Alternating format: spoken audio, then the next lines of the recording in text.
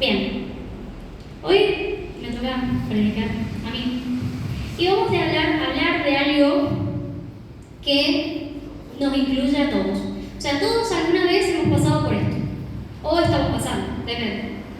Y nada, esto yo le puse de título, ¿sí? Algo que básicamente va a resumir toda la prédica que vamos a hablar hoy. Y una frase que solemos escuchar mucho, ¿sí? Pero es muy radical lo que les voy a decir. Así que yo voy a decir el título de la prédica y ustedes tienen que aplaudir de lo radical que va a ser esto, ¿sí? ¿Están todos listos? Bien.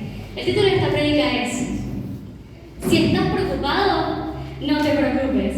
Ahora tienen que dar un aplauso. Si estás preocupado, no te preocupes. Básicamente se resume en esto lo que vamos a hablar hoy, ¿ven? Porque la preocupación es una duda o un miedo al futuro, ¿sí? Un miedo a alguna situación que puede ser un problema, un miedo a algún proyecto, un miedo a un examen, un miedo a, ¿sí? Siempre un miedo al futuro, de no saber qué vamos a hacer, cómo lo vamos a hacer, cuándo lo vamos a hacer, y se nos vienen todas esas preguntas a la cabeza, ¿sí? Pero en esta noche, si está preocupado, no se preocupe. Y vamos a ver por qué. Porque la preocupación, que es este miedo, sí, al futuro, es porque nos dice primero y principal que no estamos confiando 100% en Dios, ¿sí? Porque una persona que confía 100% en Dios, como un niño que confía 100% en sus padres, no se preocupa. Por lo general, un niño, sí, chico, confía en que va a comer, confía en que va a ir a la escuela, confía porque tiene a sus padres que lo ayudan y que lo hacen, ¿no es cierto? Que lo asisten. Entonces significa que no estamos confiando en Dios o no estamos viendo a Dios como un padre, ¿sí? Como deberíamos verlo cumpliendo su función de padre, porque Dios la cumple. O sea, el tema es que nosotros podamos verlo y confiar en Dios de esa forma. Entonces, en esta prédica lo que vamos a hacer es un autojuicio, un autoexamen, ¿sí? Y ver, ¿sí?, de qué me preocupo, por qué me preocupo y cuándo me preocupo, ¿sí? ¿Cuáles son las situaciones en las que me preocupo, ¿sí? Tenemos que entonces analizar cada pensamiento, cada palabra o cada acción que nos hace preocuparnos, ¿bien? La preocupación entonces, como decíamos, es la falta de fe, ¿sí? Y hay falta de fe cuando no hablamos con fe, ¿no es cierto? En el Salmos 89:2 dice: proclamaré tu fe con mi boca, ¿sí? Y muchas veces nosotros no hablamos palabras de fe sobre las situaciones, sobre la vida, ¿no es cierto? Muchas veces estamos como, no puedo. Y vamos con estos pensamientos que son negativos, ¿sí? De nunca voy a solucionar este problema. O nada me está saliendo bien, ¿sí? Últimamente vengo para abajo. O no puedo con esto. Y estos pensamientos negativos que nosotros expresamos influyen muchísimo, ¿sí? Influyen en lo que está pasando e influyen en la posibilidad que le damos a Dios de intervenir. Dios siempre quiere intervenir, pero a veces somos nosotros mismos los que somos el obstáculo para que Dios solucione ese problema, ¿sí? O esa situación, o para que nos ayude, ¿sí? Porque la preocupación es por un montón de cosas. Entonces, estos pensamientos negativos hay que reemplazarlos por pensamientos positivos, como por ejemplo: Dios va a sacarme de este problema, o todas las cosas ayudan para bien para los que aman a Dios, o todo lo puedo en Cristo que me fortalece, ¿sí? Hay que empezar a reemplazar las palabras, ¿sí? Hay que empezar a reemplazar lo que hablamos.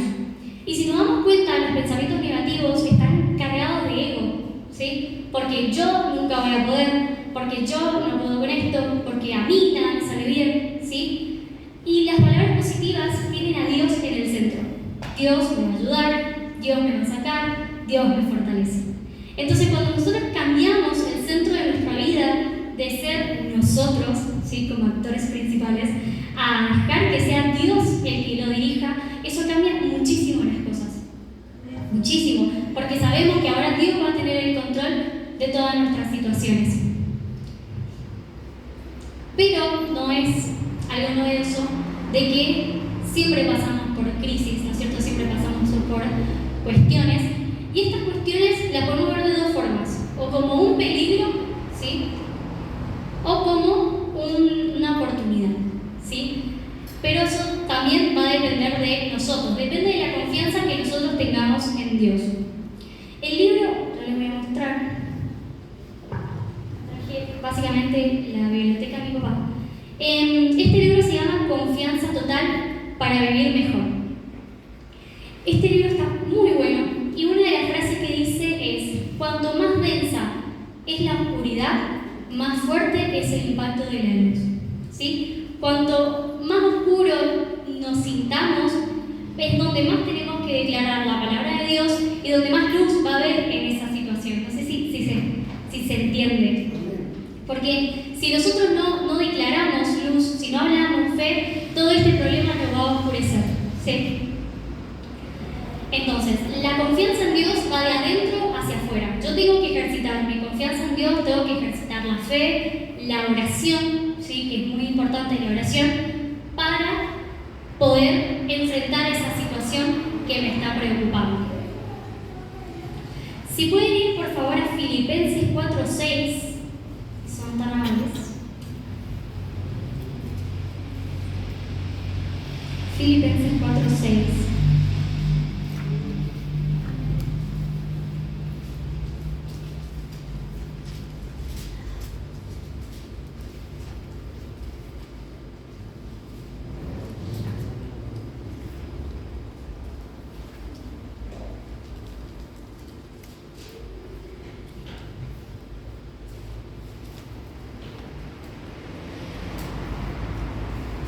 ¿Dónde tienen? Filipenses 4:6. Yo lo voy a leer de la NTV.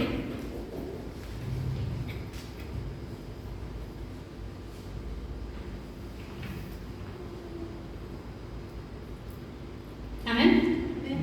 Dice: no se preocupen por nada. En cambio, oren por todo. Díganle a Dios lo que necesitan y denle gracias por todo lo que Él ha hecho. Amén. Hay un libro que se llama Ama a Dios y disfruta la vida, de Joyce Meyer. Y ella dice en uno de los capítulos que hay que hacer oraciones sencillas, ¿sí? Porque como estamos hablando que la confianza en Dios va de adentro hacia afuera, así que yo la tengo que ejercitar de adentro hacia afuera, uno de los medios para poder ejercitarla es la oración. Pero tenemos que ir a Dios de forma sencilla, ¿no es cierto? Porque a veces vamos a Dios y empezamos: Dios, hoy te pido fehacientemente y de la forma más formal que pueda existir, que actualmente me saques de este problema, de esta situación que me tiene mal. Y empezamos así, ¿no es cierto? Y no sabes si estás orando o le estás mandando una carta de documento. Porque la oración tiene que ser sencilla, tiene que ser de lo más profundo de nuestro corazón, pero con palabras sencillas, porque Dios nos entiende, Dios nos conoce, ¿no es cierto? Entonces, orar de la forma más sencilla posible, con palabras sencillas. En 1 Juan 5:14 nos dice: esta es la confianza que tenemos al acercarnos a Dios, que si pedimos conforme a su voluntad, Él nos oye. Amén. Entonces, decíamos que la oración tiene que ser con palabras sencillas, tratando de acercarnos al corazón de Dios, pidiéndole que nos ayude o nos cambie cierta situación, ¿sí? Pero de manera sencilla, ¿sí? Porque a veces las oraciones más sencillas son las que hacemos cuando tenemos alguna emergencia, ¿no es cierto? Por ahí, si no nos importa tanto, bueno, vemos. Pero cuando estamos en la situación que aprieta, sí, ahí, Señor, por favor, ayúdame, ya te necesito. Y ahí empezamos a orar, sí, y lo hacemos de corazón. Esas son las oraciones que agradan a Dios. Amén. Y también en el libro de la confianza total que les mostraba recién, tenemos que, nos dice que para solucionar un problema, para enfrentar un conflicto, una situación, lo que sea, hay que vernos con éxito, ¿sí? Frente a esa situación. O sea, tenemos este problema, esta situación que es miedo al futuro, que no sabemos cómo vamos a resolver. Entonces tenemos que ver ese problema o esa situación realizada, ese problema solucionado. Como que ya tiene en sus manos la llave de la solución, ¿sí? Que va a abrir la puerta a que todo esté bien, ¿ok? Entonces,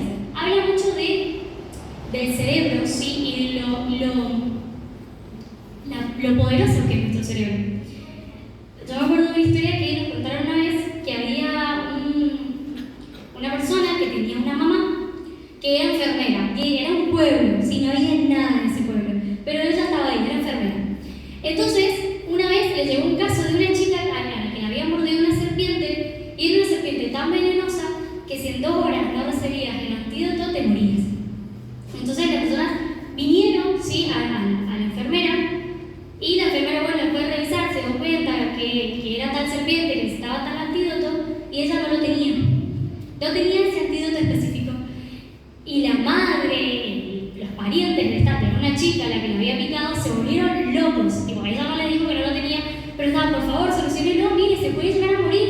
Dice que era una alteración terrible.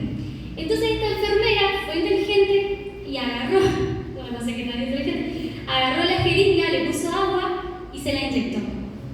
Y le dijo, ya está, ya tenés el antídoto, listo. Ahora te vas a ir a tu casa, te vas a estar bien porque ya te puse el antídoto, todo solucionado. Entonces esta chica se fue y gracias a Dios sobrevivió. ¿Pero por qué? Porque su cerebro le dijo, ya tengo el antídoto, ¿sí? Y se curó. Y era agua de la canilla en sí. Entonces, nuestro cerebro tiene la capacidad de creer, ¿sí?, lo que nosotros le decimos que crea, ¿sí?, y de hacer que eso pase.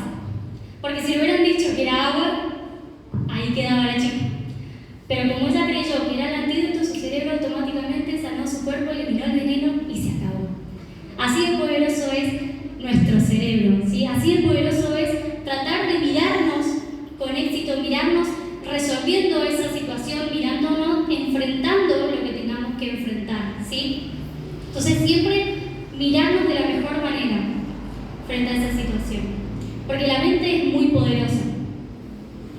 Ahora les voy a leer una historia que está acá en este libro.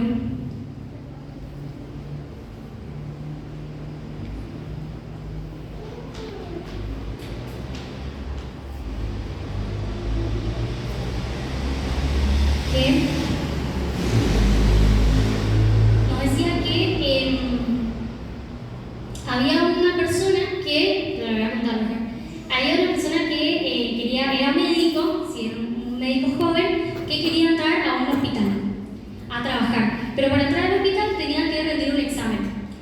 Y en el examen, de las 100 personas que justamente acudían al examen, solamente 10 iban a poder entrar. Entonces va esta mujer que escribe el libro, sí, de Confianza Total, y le dice, mire, yo sé que no voy a poder, porque si bien ya soy médico, soy decidido, pero nunca he sido de los mejores, nunca he sido sobresaliente. Siempre he sido buen alumno, pero normal, pero nunca sobresaliente. O sea, yo necesito ser uno de los 10. Entonces ella le enseñó a esto, ¿no? A verse con el examen aprobado, ¿sí? A verse rindiendo el examen, sabiendo las preguntas, a mirarse, ¿sí?, en el futuro, cómo iba a resolver, cómo iba a hacer todo ese examen. Resulta que llega el día del examen, ¿sí? El chico hizo todo esto que ella le enseñó, y no solamente fue uno de los 10, sino que fue el primero de los 10, ¿sí? Porque el cerebro es muy poderoso, ¿no es cierto? Dios nos ha dado una capacidad muy grande en nuestro cerebro, entonces es lo que tenemos que aprovechar, ¿sí? Si nosotros queremos tener éxito, si nosotros queremos resolver una situación, si nosotros queremos dejar de preocuparnos, tenemos una herramienta muy poderosa. Además de la fe y además de la oración, Dios nos ha dado un cerebro, ¿sí?, con la capacidad de hacer que las cosas sucedan a través de la fe, obviamente, a través de la confianza en Dios. Pero poder vernos con éxito es una clave muy importante.